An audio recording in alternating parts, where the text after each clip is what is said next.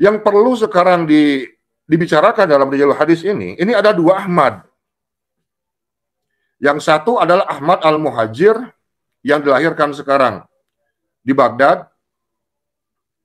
Yang satu lagi adalah Ahmad Al-Abah atau Ahmad Al-Abah An-Nafat Al-Baghdadi.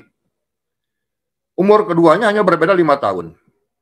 Yang menarik, baik sekarang Ahmad Al-Muhajir versi Ba'alawi dan Ahmad Al-Abah yang berada di Baghdad ini memiliki silsilah yang sama. Bin Isa Ar-Rumi bin Muhammad An-Naqib. Apakah sekarang Said Isa Ar-Rumi memiliki sekarang 2 istri dengan 2 putra sekarang yang sama-sama namanya Ahmad?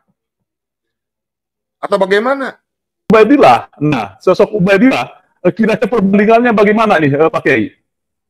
Ya, kalau dalam ilmu Rijalul Hadis, Ubaidillah itu ya jelas tidak ada. Karena anaknya Ahmad Al-Abad cuma 3. Muhammad, Ali, sama Husain. Ubaidillah itu nggak ada. Karena ini sudah saya cek satu dari mulai Abdullah, Abdillah, Ubaidillah, Ubaidullah bin Ahmad bin Isa itu tidak ada. Itu saya ngecek itu kurang lebih 50 kitab itu, Pak Yusuf, itu nggak main-main. Jelas terputus, tidak bisa disambungkan. Karena apa? Baik sekarang Imam Ahmad Al-Muhajir dan Imam Ubaidillah bin Ahmad, dua-duanya dalam ilmu ini orang yang tidak pernah terkonfirmasi dari mulai kitab abad ke-3 sampai abad ke-10, 700 tahun. Tidak ada sama sekali. Langsung ke Kiai Alawi. Kiai Alawi, Kiai Alawi adalah pengkaji ilmu Rijalul Hadis dan nasab Bang Alawi dari pendekatan Rijalul Hadis. Apa yang Anda temukan, Kiai, tentang sosok Ubaidillah bin Isa ini ketika mengaduk-aduk atau membongkar kitab-kitab atau risalah-risalah di era itu? Apakah Anda menemukan sesuatu? Silakan, Kiai. Sebelum kita membahas Ubaidillah bin Ahmad, saya ingin membahasnya dari bapaknya dulu. Dari Ahmad. Oke, iya. Atau Ahmad bin Isa Ar-Rumi bin Muhammad An-Naqib.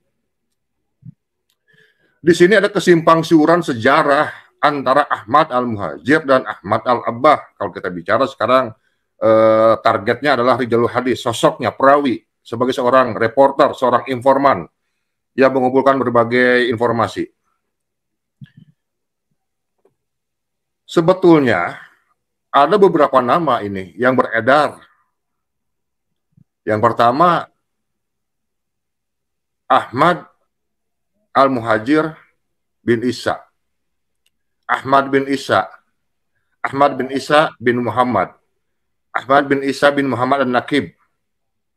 Ahmad Al-Abah Al-Baghdadi. Ahmad Al-Abah Al-Baghdadi. Ahmad Al-Basri. Ahmad An-Nafat.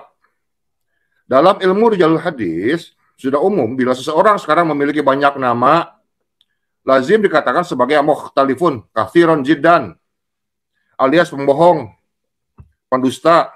Artinya orang yang dimaksud itu tidak memiliki eksistensi atau majhul, bisa sebut majhul, tidak dikenal, tidak ada. Kenapa? Bagaimana mungkin kita bisa membuktikan sebuah eksistensi bila ia sendiri tidak eksis? Nah, sebagaimana keyakinan atau klaim yang dipegang kuat dari klan Ba'alawi, bahwa Ahmad Al-Muhajir ini memiliki gelar Imam Mustahid. Wih, luar biasa. Dan dalam tradisi keislaman, keilmuan Islam, yang namanya Imam Mustahid, mereka semua adalah muhadis. Mereka adalah penghafal hadis, pengkoreksi hadis, mereka juga ahli fikih, dan ahli periwayat hadis. Karena tidak ada satupun imam mustahid yang tidak meriwayatkan hadis. Tidak ada. Nah, tentang hal ini saya melihat ini sekali lagi sebagai sebuah glorifikasi terhadap seseorang yang sebetulnya tidak ada. Tapi dinisbatkan, ditempelkan sebuah gelar yang mulia dalam keilmuan agama Islam, itu Imam Mustahid.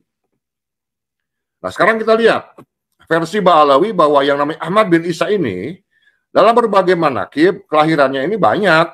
Disebutkan tahunnya ada 2 tahun, 214, 260, 273, 279 Hijriah. Dan beliau wafat tahun 345 Hijriah di Husaisa, Hadramaut, Yaman. Beliau dibesarkan dalam keluarga yang mewah, kaya raya, terhormat, bahkan dikatakan juga terlahir dari keluarga kerajaan di daerah Basrah, Irak. Namun, Imam Ahmad al-Muhajir memutuskan hijrah dari Irak, manakala negeri 1100 malam tersebut dianak fitnah dan gerakan dari gerakan Karamitah yang sangat hebat dan dahsyat. Demi menyelamatkan akidah anak cucunya, sedangkan limpahan harta benda yang begitu banyaknya ditinggalkan begitu saja. Kemudian pergi menuju Madinah, kemudian Mekah, kemudian berkeliling di Yaman dan akhirnya menetap di Hadramaut. Dari sini kemudian beliau dikenal sebagai Imam Mujtahid. Sejak kecil, Imam Ahmad ini tumbuh dalam asuhan dan didikan kedua orang tuanya dalam lingkungan keluarga yang penuh dengan keilmuan, kemuliaan, serta keistimewaan. Dan beliau ini mengais berbagai disiplin keilmuan, seperti ilmu hadis, ilmu tafsir, ilmu sastra, sejarah, dan lain sebagainya. Dari pembesar-pembesar ulama yang hidup di zaman itu, tepatnya di kota Basrah, di mana beliau dilahirkan dan dibesarkan. Salah seorang klan Ba'alawi yang bernama Habib Abdurrahman bin Ubaidillah As-Saqaf menegaskan bahwa Imam Ahmad al-Muhajir bukanlah seorang Sunni Syafi'i dalam bidang fikih. Karena Ahmad bin Isa adalah seorang mujtahid, maka dia tidak perlu mengikuti madhab manapun. Nanti akan kita bahas ini. Nah, dalam sisi yang lain, ada Ahmad bin Isa lain yang dimakamkan sekarang di bagian selatan kota Baghdad, di kota Najaf Ashraf, tepatnya di Wadi As-Salam. Beliau wafatnya tahun 305 Hijriah, atau berbeda 5 tahun dengan Ahmad al-Muhajir versi Ba'alawi. Beliau disebut dengan An-Nafat, ahli dalam perbincangan. Ya, baca saja sebagai minyak bumi bahan bakar, atau beliau ini sebetulnya adalah pengusaha ekspor-impor gula minyak. Secara keilmuan, beliau memang bukan seorang alim ulama, bukan seorang mujtahid, hanya seorang pengusaha yang alim. Yang perlu sekarang dibicarakan dalam rijalul hadis ini ada 2 Ahmad. Yang satu adalah Ahmad al-Muhajir yang dilahirkan sekarang di Baghdad. Yang satu lagi adalah Ahmad al-Abah atau Ahmad al-Abah an-Nafat al-Baghdadi. Umur keduanya hanya berbeda 5 tahun. Yang menarik, baik sekarang Ahmad al-Muhajir versi Ba'alawi dan Ahmad al-Abah yang berada di Baghdad ini memiliki silsilah yang sama. Bin Isa Ar-Rumi bin Muhammad An-Naqib. Apakah sekarang Said Isa Ar-Rumi memiliki sekarang 2 istri dengan 2 putra sekarang yang sama-sama namanya Ahmad? Atau bagaimana? Karena setelah ditelusuri ternyata yang betul hanya satu, yaitu Ahmad al-Abah al-Baghdadi yang dimakamkan sekarang di Najaf. Dan beliau adalah seorang Syiah, Imamiyah.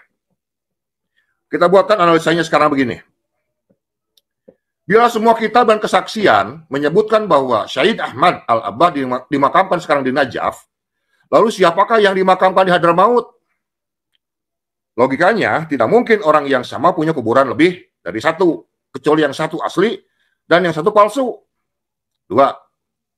Said Ahmad al-Abah an-Najafi adalah pengikut mazhab Syiah yang dimakamkan mendekati makam datuknya Sayyidina Husain di Karbala. Jadi mustahil beliau dimakamkan di Hadramaut. Kemudian, jika Ahmad al-Muhajir yang sedari kecil dididik dan dibesarkan dalam suasana keagamaan Sunni yang kental, sebagaimana dalam riwayat keluarga kelompok Ba'alawi, banyak mengakui bahwa beliau ini bermadzhab Sunni Syafi'i. Lalu mengapa tidak ada catatan siapa gurunya? Mengingat beliau adalah seorang bangsawan dari keluarga kaya raya di Basrah waktu itu.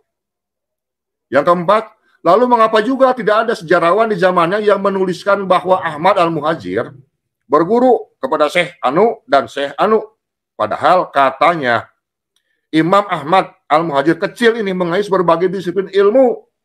Seperti tadi, ilmu hadis, ilmu tafsir, ilmu fikih, sastra, sejarah, dan lain sebagainya. Dari pembesar-pembesar ulama di zaman itu. Kelima, dengan berbagai ilmu yang diterima oleh Ahmad Al-Muhajir yang dilahirkan dan dibesarkan dari keluarga bangsawan dan kaya raya di Basra waktu itu, ini sangat mungkin bahwa beliau ini dilahirkan antara tahun 274 sampai dengan 279 Hijriah. Dan beliau hijrah tahun 317 Hijriah. Sebagaimana masyhur diriwayatkan dalam beberapa riwayat. Artinya, sebelum hijrah, beliau ini berusia antara 43 sampai 48 tahun. Nah, sekarang bila dirunut para pembesar ulama di saat itu yang hidup dan pantas menjadi guru-gurunya Ahmad Al-Muhajir kecil atau sudah dewasa 43 sampai 48 tahun adalah Imam Muhammad bin Jarir At-Tabari Al-Baghdadi. Beliau lahir 224 sampai dengan 310 Hijriah. Diperkirakan ketika beliau wafat, Imam Ahmad Al-Muhajir berusia 33 sampai dengan 38 tahunan.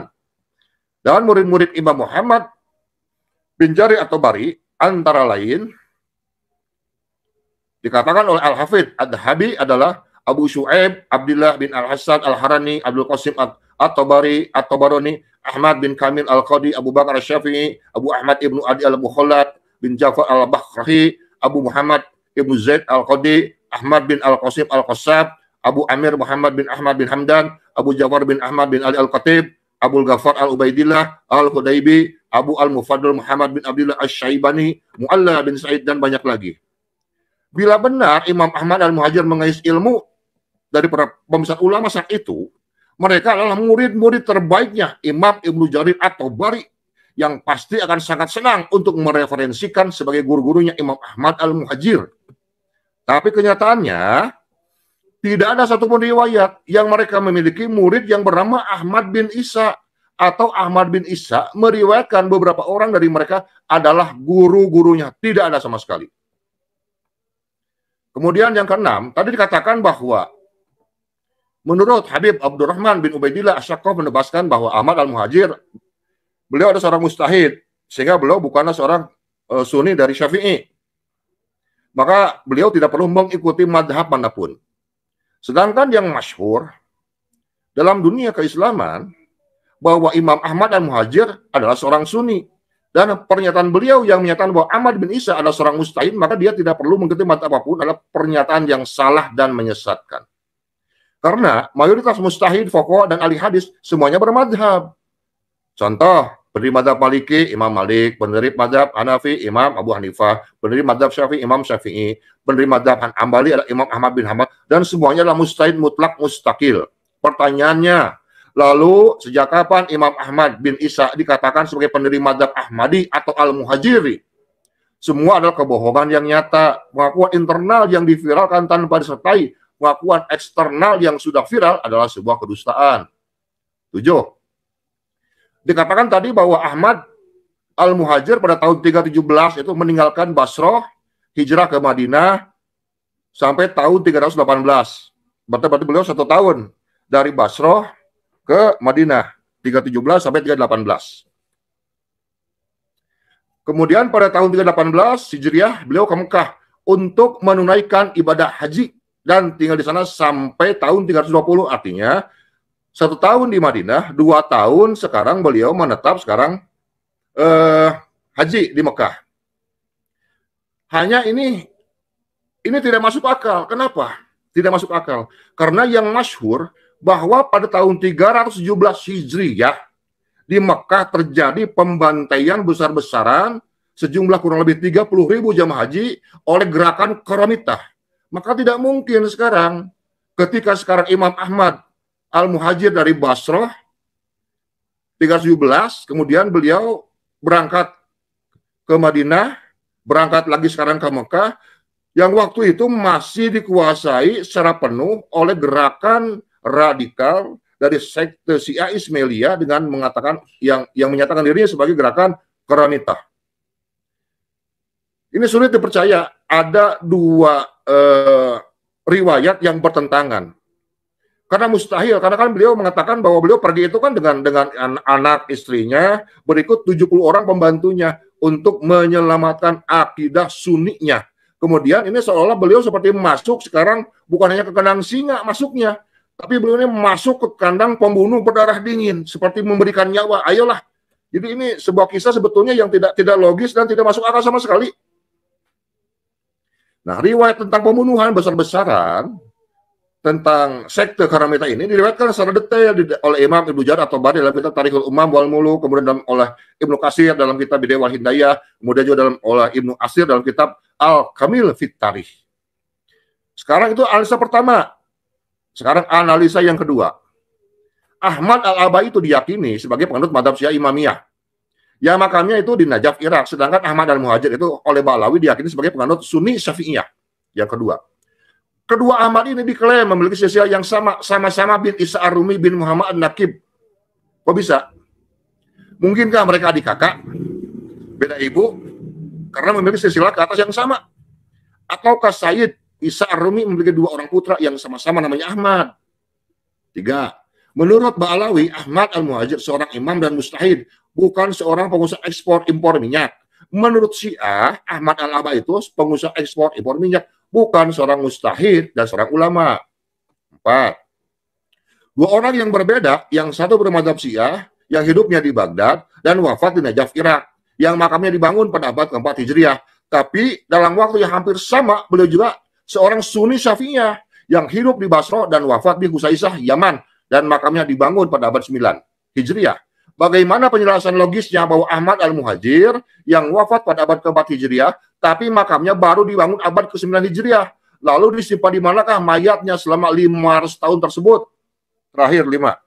Apa bisa dua orang yang berbeda hidup dalam satu nama dengan berbagai profesi berbeda, aktivitas yang berbeda, hidup yang berbeda, dan matinya pun berbeda, berbeda tempat, memiliki istri dan anak yang sama, jumlah istri dan anaknya sama, bahkan nama istri dan anak-anaknya pun sama. Mungkinkah seperti itu? Begitu Pak Yusuf. Pada abad keempat kan itu kata keluarganya cuma 3 anaknya. Tiba-tiba abad 9 ada satu keluarga baru jadi 4. Sekarang tiba-tiba jadi Ubaidillah. Itu dari mana? Itu kartu kakak baru. Ya. Sosok Ubaidillah. Nah, sosok Ubaidillah kira-kira perbandingannya bagaimana nih Pak Kiai? Ya, kalau dalam ilmu Rijalul Hadis, Ubaidillah itu yang jelas tidak ada. Karena anaknya Ahmad Al-Abad cuma 3. Muhammad, Ali, sama Husain. Ubaidillah itu nggak ada. Karena ini sudah saya cek satu dari mulai Abdullah, Abdillah, Ubaidillah, Ubaidullah bin Ahmad bin Isa itu tidak ada. Itu saya ngecek itu kurang lebih 50 kitab itu, Pak Yusuf, itu nggak main-main. Lebih dari 4.000 jalur periwayatan. Dan itu saya tutup riset saya itu dalam kitab Ad-Durrul Mansur karangan Imam Jalaluddin As-Suyuti. Beliau itu meriwayatkan 7.355 hadis riwayat. Kalau beliau itu meriwayatkan kan kalimatnya misalnya Wakhroja Al-Bukhari fi Sahihi wa Abu Daud fi Sunani. Terus jadi nama imam dan nama sekarang kita disebut. Dan itu dari abad-abad pertama itu disebut. Kalau beliau sekarang Qala Imam Malik, Qala Syafi'i, Qala Ahmad itu disebut satu-satu. Andaikan sekarang betul bahwa Ahmad bin Isa atau sebut dengan Ahmad Al-Muhajir seorang imam mustahid, lalu kenapa dalam kitab Durrul Mansur karang Imam Jalaluddin As-Suyuti tidak teriwayatkan satu pun? Sedangkan ratusan ulama di sana disebutkan, termasuk al-muhaddis, al-faqih, mustahid, baik dari mustahid mutlak mustakil, mustahid mutlak ghair mustakil, mustahid madzhab, mustahid murajih, semua disebutkan. Karena yang kita tahu dalam mazhab Syafi'i bahwa Imam Jalaluddin As-Suyuti adalah di mana berakhirnya semua sanad keilmuan dalam ilmu hadis. Mungkin nanti bisa dilengkapi oleh Dr. Ribut. Jadi betul-betul sangat tidak masuk akal dari awal pencarian sampai akhir itu memang tidak ada namanya. Apalagi kalau kita sekarang bicara masuk dalam kajian surah wal istifadoh. Wah, betul-betul tidak masuk sama sekali. Karena kalau kita bicara sekarang surah istifadah, kita harus bicara fakta logis. Di sana ada 6 yang harus dibahas. Dan yang harus dipahami bahwa surah istifadah itu ada 2. Ada surah istifadah itu kan kisah laisa bil kalam, dan ada juga kisah bil kalam. Dan yang terakhir itu ada sukhroh laisa istifadah. Dia sukhroh, tapi tidak istifadah. Dan ini jarang dibahas.